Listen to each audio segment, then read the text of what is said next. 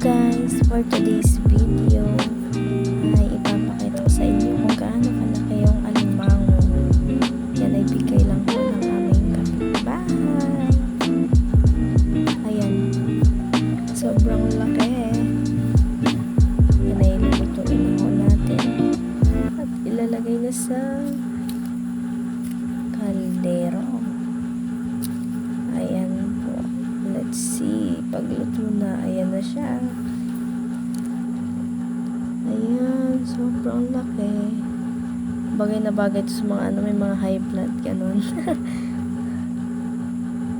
Ayan po guys, yan, kita nyo po yan. Sobrang laki.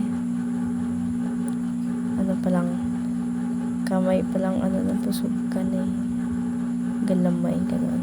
Yan. Kita yan guys.